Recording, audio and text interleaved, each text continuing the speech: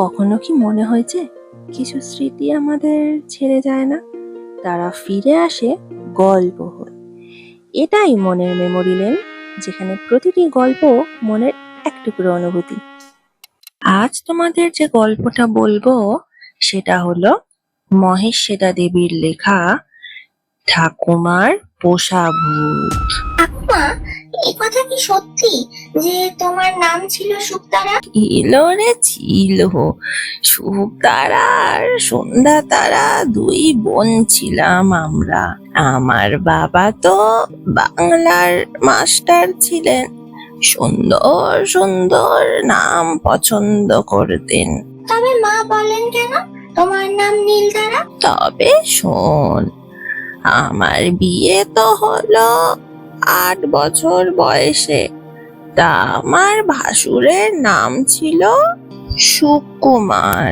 আর ঠাকুরদার নাম লালমোহন? হ্যাঁ রে হ্যাঁ।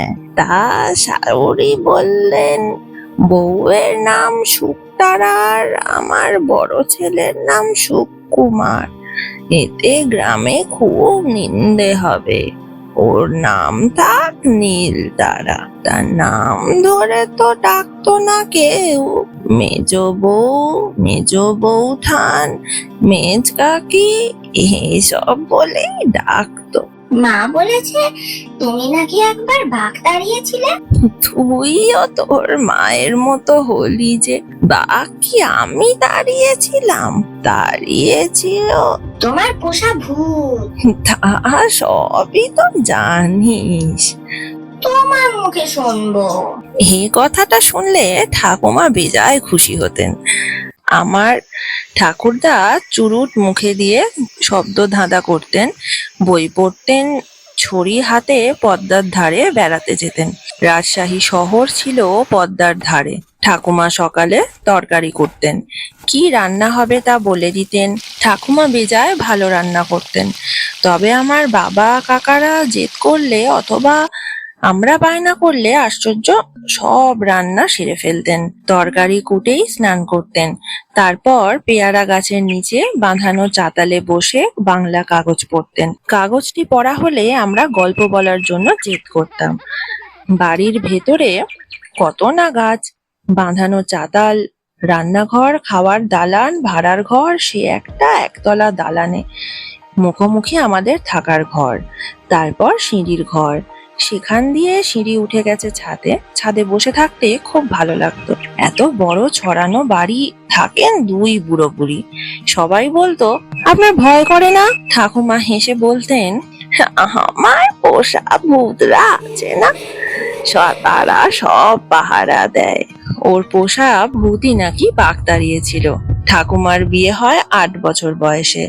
রাজশাহী শহরের মেয়ে, বিয়ে হলো সুদূর গ্রামে। পদ্মা নদীতে নৌকো চেপে যেতে হয়। ছোট্ট মেয়ে কাঁদবে বলে সঙ্গে গিয়েছিল ওর ঝি মনোরমা।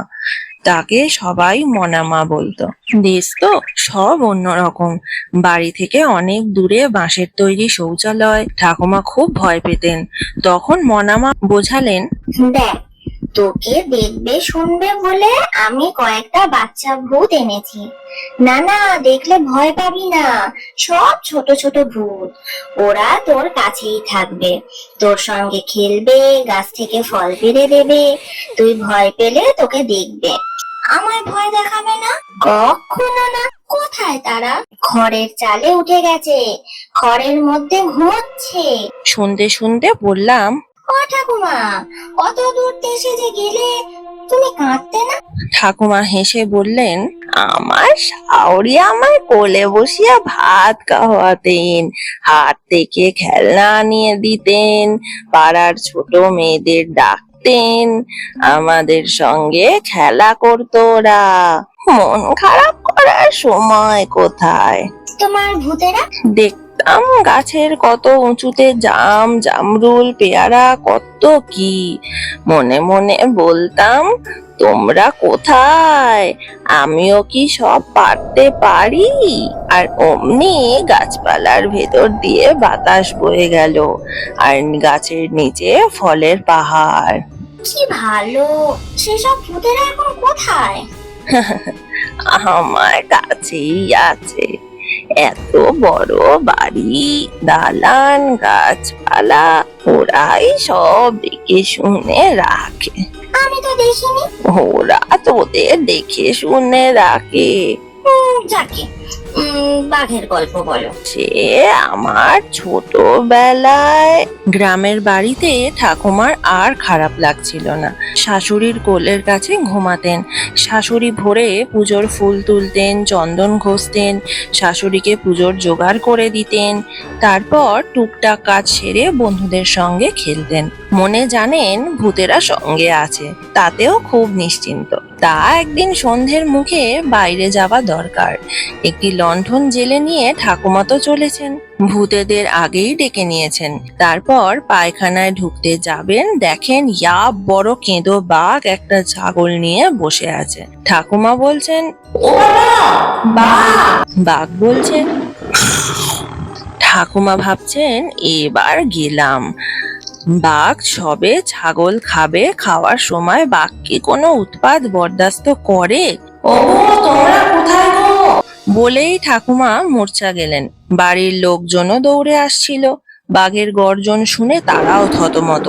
তারপর ওদের সামনেই বাঘকে 4 পা ধরে কে যেন চিৎ করে দিল। ও মা, বাঘের 4 পা, উপর পানে। বাঘ ভাসতে ভাসতে শূন্যে উঠছে। বউ কোথায়, বউ কোথায়? ঠাকুমা কেঁদে বললেন। এই তো এখানে। শাশুড়ি বললেন, দেখ ওপরে চেয়ে দেখ। বাঘ 4 পা তুলে শূন্যে ভেসে যাচ্ছে দেখে ঠাকুমা অবাক। গ্রাম শুদ্ধ সবাই অবাক। বাঘকে ওরা নাকি সুন্দরবনে পৌঁছে দিয়ে আসে। গ্রামে ধন্য ধন্য পড়ে গেল। কাগজেও নাকি এ খবর বেরোয়। কেমন করে এটা সম্ভব হলো তা জানার জন্য ঠাকুমার শ্বশুর বাড়িতে লোকজনের ভিড়। ঠাকুমা তার শাশুড়ির আঁচলে মুখ গুঁজে থাকলেন। সবাই বলে এই কোনো ভৌতিক ব্যাপার নয়, নিশ্চয়ই দেবদেবীর আশীর্বাদ। ঠাকুমার শাশুড়ি ধুমধামে কি যেন পুজো করলেন। অনেক খিচুড়ি, অনেক পায়েস। ওর ভূতরাও পেট ভরে খেয়েছিল। আজ ভাবি আমারও যদি কয়েকটা ভূত থাকতো। আজকের এই গল্পটা যদি তোমার মনের কোনো পুরনো দরজা খুলে দেয়, তাহলে মনের মেমোরি লেনে আবার দেখা হবে। আর গল্পটা যদি তোমার ভালো লেগে থাকে, তাহলে এই পথ চলার সঙ্গী হয়ে থেকো।